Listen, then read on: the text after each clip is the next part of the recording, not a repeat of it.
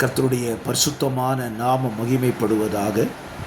ஆசீர்வாதமான ஒரு நல்ல காலை வேளையிலையும் பாளையங்கோட்டை இந்திய தேவ சபையிலிருந்து காலை மன்னாவை உங்களுக்கு வழங்குவதில் மிகுந்த சந்தோஷம்.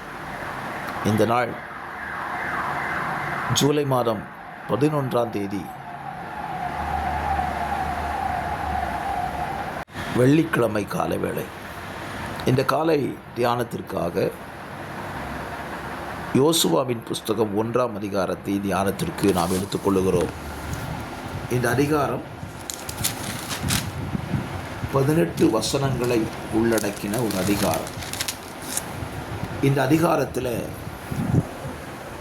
தேவனாகிய கர்த்தர் யோசுவாவை பலப்படுத்துவதை குறித்தும் யோசுவாவை இஸ்ரவேல் ஜனங்கள் பலப்படுத்துவதை குறித்தும் இந்த அதிகாரத்தில் நீங்கள் வாசிக்க முடியும். மோசேயினுடைய மரணத்துக்கு பின்பு யோசுவா இஸ்ரவேல் ஜனங்களுக்கு தலைவனாக அமர்த்தப்படுகிறான். அவன் தலைவனாய் ஏற்படுத்தப்பட்ட பிற்பாடு தேவன் யோசுவாவோடு கூட பேசுகிறார்.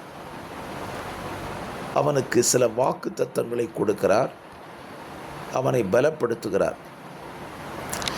இந்த வாக்கு தத்தங்களை கர்த்தர் அவனுக்கு கொடுத்து அவனை பலப்படுத்தின பின்பு இந்த அதிகாரத்தின் கடைசி பாகங்களில் நீங்கள் வாசிப்பீர்களானால் தேவன் என்ன வார்த்தையை சொல்லி யோசுவாவை பலப்படுத்தினாரோ அதே வார்த்தைகளை இஸ்ரவேல் ஜனங்களும் சொல்லி பலப்படுத்துகிறார்கள். காலவேளையினுடைய வார்த்தையை கேட்டுக்கொண்டிருக்கிற அருமையான கர்த்தருடைய பிள்ளைகளே,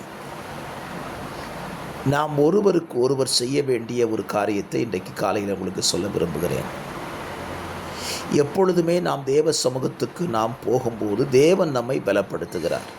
சோர்ந்து போயிருந்தாலும், நாம் மனம் தளர்ந்திருந்தாலும் வார்த்தைகளை தந்து அபிஷேகத்தை தந்து தேவன் நம்மை பலப்படுத்துகிறார். அதில் எந்த மாற்று கருத்துமே இல்லை.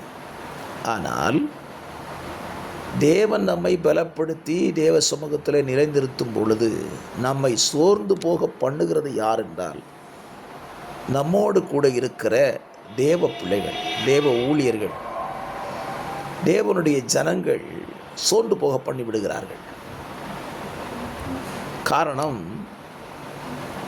அவர்கள் தேவ ஆவியினால் நிரப்பப்படாது இருப்பதுதான் காரணம். அவர்களும் தேவ ஆவியினால் நிரப்பப்பட்டிருந்தால் அவர்கள் நம்மை இன்னும் பலப்படுத்துவார்கள். யோசுவாவை கர்த்தர் பலப்படுத்திட்டாரு. இஸ்ரவேல் ஜனங்கள் யோசுவா பார்த்து என்ன சொன்னாங்க தெரியுமா? இப்படிப்பட்ட வார்த்தையை சொல்லி அவனை பலப்படுத்துகிறாங்கன்னு தெரியுமா? ஸ்தோத்திரம். வேத புத்தகத்தில் அந்த இடத்துல நான் வசனத்தை உங்களுக்காக வாசிக்கிறேன். 17ஆம் வசனம், நாங்கள் மோசேக்கு செவி கொடுத்தது போல உமக்கும் செவி கொடுப்போம். உம்முடைய தேவனாகிய கர்த்தர் மாத்திரம் மோசையோடு இருந்தது போல உம்மோடும் இருப்பாராக. கர்த்தர் சொல்கிறார், நான் மோசையோடு இருந்தது போல உன்னோடும் இருப்பேன். இதே வார்த்தையை தான் இஸ்ரவேல் ஜனங்களும் சொல்லுகிறார்.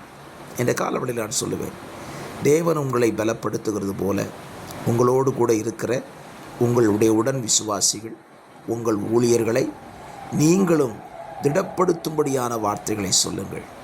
அதைரியப்படுத்தக்கூடிய எந்த வார்த்தைகளை பயன்படுத்தாதிருங்கள். அப்பொழுது 2 பேரும் ஆசீர்வாதமாக இருப்பீர்கள். இந்த வார்த்தை இந்த காலவெளியில் பலப்படுத்தட்டும். God bless you. Amen.